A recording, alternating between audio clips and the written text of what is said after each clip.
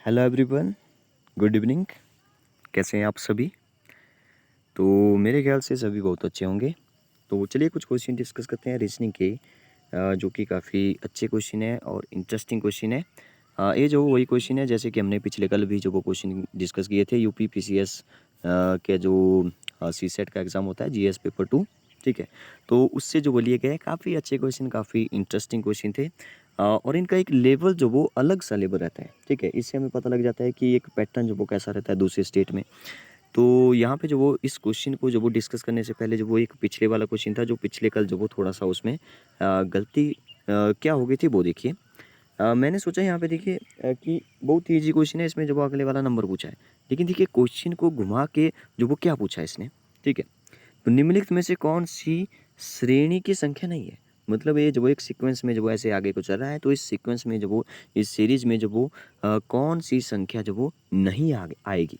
ठीक है, मतलब कि 4 ऑप्शन है, 4 में से जो वो 3 ऑप्शन जो वो इसमें आएँगे, 1 ऑप्शन नहीं आने वाला, तो उस पे टिक करना था। ठीक है, तो मैंने जो वो क्वेश्चन को जो वो नहीं पढ़ा, ओवर कॉन्फिडेंस में जो वो आपको भी नहीं आना चाहिए। इससे जो वो हम यही हमें सीखने को मिलता है कि हमें जो वो जल्दबाजी में जो वो कोई भी क्वेश्चन जो वो डिस्कस नहीं कर मतलब कि नहीं सॉल्व करना चाहिए। ठीक है, क्वेश्चन को पहले पढ़ लें कि पूछा क्या है। ठीक है, तो वही गलती जो मैंने कर दी, जैसे यहाँ पे क्यूब चल रहे थे, 1 का क्यूब, ये 2 का क्यूब है, 3 का क्यूब है, 4 का क्यूब है, 5 का क्यूब है। यहाँ पे 6 का क्यूब जो वो क्योंकि 216 होना चाहिए। ठीक है, अब देखिए 7 का क्यूब जो वो कितना होता है, 7 7 जा 49, 49 7 जा, अब देखिए 49 7 जा जो वो यहाँ पे ऑप्शन में नहीं है। चलिए कोई बात नहीं। अब 7 8 का जो 8 का क्यूब होता है 512। ठीक है, 9 का क्यूब होता है 729। ठीक है, 10 का क्यूब, तो इसका मतलब है कि यहाँ पे जो वो 8 का क्यूब भी है ऑप्शन में देखिए, 9 का क्यूब भी है और 10 का क्यूब भी है। ठीक है, तो एक सीरीज़ इसी सीरीज़ से रिलेटेड है क्योंकि ये सभी क्यूब हैं 3। बस ये जो 256 है, ये जो वो स्क्वायर दिया गया है। ठीक है, मतलब कि ये क्वेश्चन देखिए कितना इंटरेस्टिंग तरीके से जो वो क्वेश्चन पूछा गया था। मतलब कि संख्या इस श्रेणी की नहीं है, तो ये जो वो यहाँ पे नहीं आने वाली, क्योंकि ये जो वो स्क्वायर है ना कि क्यूब है। देखिए कैसा क्वेश्चन था, अच्छा क्वेश्चन था। मतलब आगे वाले भी उसी पेपर से जो वो लिए गए हैं और ये भी अच्छा क्वेश्चन है। देखिए यहाँ पे लिखा है, यदि एक वृत्ताकार मार्ग की बाहरी तथा भीतरी परिणामों पर परिमापों का अनुपात जो वो 23:22 है।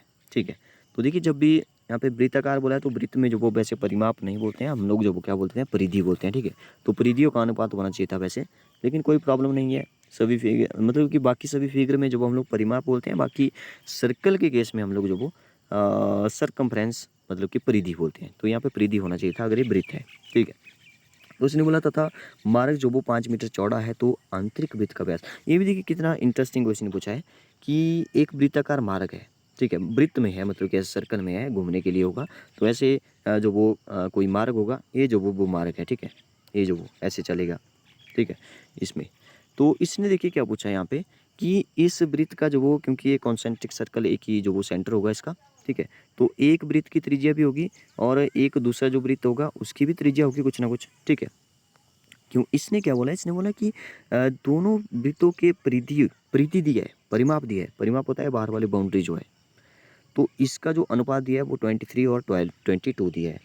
अब जो वो इसको आप ऐसे मत समझिए कि इस बड़े वाले वृत्त की जो वो परिधि 23 है और छोटे वाले वृत्त की जो वो 22 है। ठीक है, सेंटीमीटर में जो वो मत रखिए इनको, हो भी सकता है कि 23 हो, 22 हो, सेंटीमीटर में हो, लेकिन ये जो वो रेसो में दिया है तो हम लोग जो वो इसको ऐसे मान के नहीं चलेंगे कि इतना सेंटीमीटर में है। ठीक है, क्योंकि रेसो में दिया है, तो ये जो वो क्योंकि बाउंड्री दी है तो इसको जो वो बाद में देखेंगे।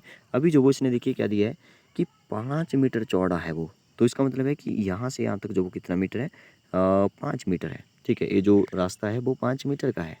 ठीक है, अभी देखिए इसने क्या बोला कि तो आंतरिक वृत्त का व्यास क्या होगा। आंतरिक वृत्त मतलब कि जो अंदर वाला वृत्त होगा, तो इसका ये जो व्यास है, ठीक है, व्यास क्या होगा, मतलब कि इसको मैंने आर मान लिया, तो इसका डबल जो वो क्या हो जाएगा, व्यास हो जाएगा। मतलब कि आर निकालेंगे पहले, फिर 2r निकालेंगे और हमारा आंसर निकल जाएगा।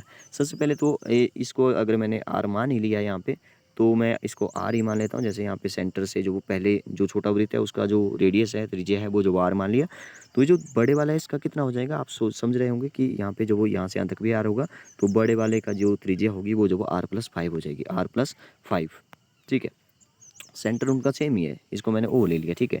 तो ओ से यहाँ पे पॉइंट पे ले सकते हैं पी, और यहाँ पे ले लिया क्यू। ओ से पी तक आर है और ओ से क्यू तक जो वो r+5 है, ठीक है। अब जो वो देखिए, क्योंकि इनके वृत्तों की परिधियों का जो वो यहाँ पे क्या दिया गया है, अनुपात दिया है। तो जो वो परिधि का फार्मूला जो आपको पता है, इसमें जो वो आर पुट करेंगे, एक बड़े वाला एक छोटे वाला, और इसको इसके इक्वल रखेंगे, और यहाँ से जो वो हमारे आर की वैल्यू निकलेगी। तो इसको मैं इरेज कर रहा हूँ, फिर जो वो आप देखिए कि कैसे ये निकलने वाला है। देखिए अब बड़े वाला यहाँ पे मैंने आगे लिख दिया 20, सॉरी 1 मिनट रुक जाइए, यस। देखिए यहाँ पे लिख दिया मैंने 23, और यहाँ पे लिख दिया मैंने 22। ये जो वो वृत्त की जो वो परिधियों के बीच में अनुपात है, तो मैंने ऐसे अपॉन में इसको लिख दिया, ठीक है। और क्योंकि जो वो फार्मूला होता है 2πr, ठीक है, और इसका निचले वाला क्योंकि ये परिधि है दोनों ही, तो 2πr दोनों का फार्मूला होगा, ठीक है। अब 2πr में जो मैं पुट करने वाला हूँ, क्योंकि ये 23 है, तो ये बड़े वाला वृत्त होगा, ठीक है। परिधि जो वो बड़ी किसकी होगी, बड़े वाले वृत्त की परिधि बड़ी होगी, ठीक है। तो वैसे जो वो अगर मैं इसमें r प्लस करता हूँ, तो यहाँ पे हो जाएगा 2π, और इसका जो रेडियस है वो जो वो कितना है, r+5 है, ठीक है। तो यहाँ पे लिख दिया मैंने r+5, ठीक है। तो इक्वल टू हो जाएगा 23 के, और यहाँ पे 2π r है, तो यहाँ पे r को r ही मैं मान के चला था, क्योंकि उसको मैंने r ही माना था, छोटे वृत्त की त्रिज्या। तो यहाँ पे आप देख रहे होंगे कि r से r जो वो कैंसिल, सॉरी r से r नहीं, 2π से 2π जो वो कैंसिल हो गए, ठीक है। तो यहाँ से जो वो r निकालेंगे, तो ये जो वो यहाँ पे क्रॉस मल्टीप्लाई कर देंगे, ये जो वो यहाँ पे मल्टीप्लाई हो जाएगा, ये 22 जो वो 22 मल्टीप्लाई बाई r+5, और आगे हो जाएगा 23 जो वो यहाँ पे r से मल्टीप्लाई हो जाएगा, 23 मल्टीप्लाई बाई r, ठीक है। 23 r बन गया मतलब, तो यहाँ पे अंदर मल्टीप्लाई होगा, तो यहाँ पे बन जाएगा 22r, एंड 25 2 जा होता है मेरे ख्याल से, 5 2 जा 10, 0 5 2 जा 10 11, ठीक है, 110 आ गया। और आगे जो वो 23 r है। अब क्योंकि r की वैल्यू निकालनी है यहाँ से, तो r की वैल्यू निकालेंगे, तो ये r वाला जो वो एक साइड कर देंगे, तो 22 जो वो इसको मैंने दूसरी साइड ले गया, तो ये बन जाएगा 23r माइनस 22r। तो यहाँ से जो वो एक r बचा, मतलब कि r की वैल्यू जो वो कितनी आ गई, 110 आ गई, ठीक है, क्योंकि यहाँ पे 110 ही बचा, ठीक है। देखिए यहाँ पे 22r जो वो प्लस का है, दूसरी साइड गया तो माइनस का हो जाता है, ठीक है, ये आपको पता होगा। तो r की वैल्यू जो वो 110 आ गई, क्योंकि इसमें रेडियस नहीं पूछा था, त्रिज्या नहीं पूछी है, इसने जो क्या पूछा था, व्यास पूछा था, डायमीटर पूछा था, तो इसका डबल हो जाएगा। तो 110 का डबल जो वो कितना हो जाएगा, देखिए आर जो वो हमने अभी निकाला, आर निकाल लिया हमने 110। तो जो डायमीटर होता है, जो व्यास का फार्मूला होता है, वो होता है 2r, ठीक है। तो क्योंकि छोटे वाले वृत्त को ही हमने r माना था, तो छोटे वाले वृत्त का ही व्यास पूछा है, ठीक है। बड़े वाले का पूछा होता तो 5 प्लस कर लेते हैं, इसको ध्यान रखिए, ठीक। क्योंकि एक ही क्वेश्चन जो आपको डिस्कस नहीं करना होता है, इससे रिलेटेड जो और भी जो कई सारी बातें होती है, तो देखना पड़ती है, क्योंकि और भी कई सारे एग्जाम में जो वो इससे रिलेटेड पूछता है कि डायरेक्ट जो वो ऐसा क्वेश्चन नहीं बनेगा, बन भी सकता है, लेकिन आपको ऐसे जो वो देखना चाहिए कि इसमें जो अगर बड़े वृत्त की व्यास या त्रिज्या पूछी होती तो कैसे निकालते, ठीक है। तो उसको भी देख लेंगे। जैसे यहाँ पे छोटे वृत्त को जो r माना था, तो छोटे वृत्त का जो डायमीटर हो जाएगा वो डबल हो जाएगा, 110 का जो वो डबल हो जाएगा 220, ठीक है। तो अगर यहाँ पे r है, देखिए अगर यहाँ पे जो छोटे वृत्त का जो त्रिज्या है वो जो r है, तो बड़े वाले वृत्त में जो 5 प्लस करना पड़ेगा, तो ये हो जाएगा 110, और 100 मतलब कि 15 हो जाएगा, और 115 का डबल जो वो कितना हो जाएगा, ठीक है। तो 5 प्लस करिए 230 हो जाएगा, ठीक है, मेरे ख्याल से। तो 230 जो वो बड़े वाले वृत्त का जो व्यास हो जाएगा, ठीक है। तो ऐसे जो आप निकाल सकते हैं। अब जो आप इंटरेस्टिंग बात यह है कि अब जब आप जो रेशो में जो वो पेरीमीटर या सरकमफ्रेंस दिया था, उसको भी आप बड़े आराम से निकाल सकते हैं, क्योंकि रेडियस निकल चुका है। तो 2πr का फार्मूला लगा करके आप जो वो डायामीटर, अब देखिए मैंने आपको बोला था कि यहाँ पे जो वो 23 भी हो सकता है, लेकिन यहाँ पे 23 तो वो अब नहीं हो सकता, क्यों, क्योंकि आपका जो अगर रेडियस ही जो वो 110 आ रहा है छोटे का, ठीक है, बड़े का जो वो 115 आ रहा है, तो डायमीटर तो बड़ा होगा, ठीक है। डायमीटर तो, सॉरी डायमीटर नहीं, डायमीटर तो बड़ा होगा ही, लेकिन जो उसका परिधि होगी, जो उसका सरकमफ्रेंस होगा, वो तो इससे काफ़ी बड़ा होगा। तो इसका मतलब है कि 23 22 जो वो रेशो में दिए थे, ठीक है। तो इसको आप समझिए, अगर आपने निकालना भी होता है तो ऐसे 23x और यहाँ पे 22x, ठीक है, इक्विवेलेंट फ्रैक्शन। तो ऐसे जो वो इसको निकालना होता है, अगर किसी और क्वेश्चन में आएगा तो वैसे जो हम लोग डिस्कस इसको करेंगे। तो इसका जो आंसर हो जाएगा वो हो जाएगा 220, ठीक है।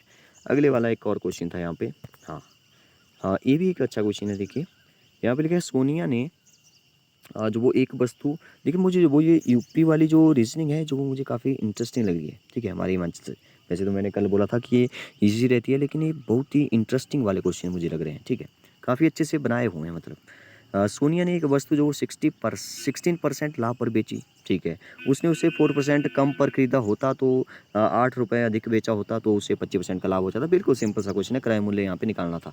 ठीक है, देखिए यहाँ पे क्या क्या दिया था वही जो वो आपने देखना था। ठीक है, जब भी यहाँ से परसेंटेज वाला क्वेश्चन आएगा तो आप जो इसको कैसे करेंगे, देखिए तो वस्तु जो वो लाभ पर बेची, तो उसने बेची तो खरीदी कितने में होगी, मतलब कि उसका जो क्रय मूल्य होगा वो जो वो कितने कितने की उसने ली होगी, तो उसको मैंने मान लिया मैंने 100। ठीक है, तो 100 मैंने उसको मान लिया क्रय मूल्य। ठीक है, और वही जो वो निकालना भी है लास्ट में। ठीक है, तो ध्यान दीजिए अभी जो वो निकला नहीं है, तो इसको मैं मान के जा रहा हूँ, तो लास्ट में जब वो निकलेगा कि आपको क्या करना है इसके साथ। ठीक है, तो 100 जो वो मैंने मान लिया कि उसने जो वो खरीदी होगी, तो बेची उसने 16%। तो 100 का 16% 16 ही होता है। ठीक है, 100 में से कोई परसेंटेज निकालेंगे तो वही आएगा। ठीक है, मतलब कि उसको जो वो 116 का जो वो लाभ हो गया, यहाँ पे 16 रुपये जो वो उसको ज़्यादा मिल गए, मतलब कि 116 जो वो उसको उसने बेची होगी 116 की। ठीक है, तो ये जो पहली स्टेटमेंट हमने यहाँ पे देख ली। इसने बोला यदि उसने 4% कम पर खरीदा होता। अब देखिए, खरीदने वाला जो वो यहाँ पे लिख रहा हूँ मैं क्रय मूल्य, 4% कम का मतलब है कि 96। ठीक है, 96 रुपये, 4% कम कर दिया, 4 कम कर दिया, 100 का 4% जो वो 96, 100 का 4% 4 होता है, तो 4 मतलब कि 4% कम बोला है तो 96 रुपये हो गए। ठीक है, कम पर खरीदा होता और 8 रुपये अधिक कर बेचा होता।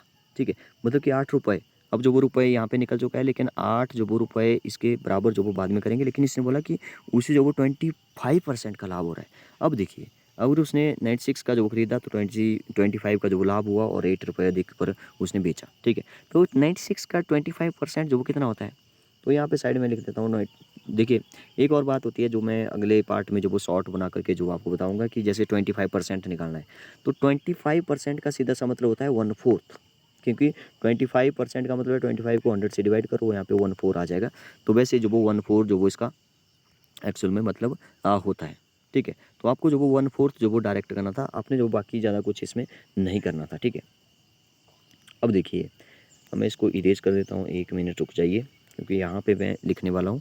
क्योंकि अगर सब कुछ इरेज किया तो फिर सब कुछ ये जो वो इरेज कर देगा, फिर जो फिर से मुझे लिखना पड़ेगा।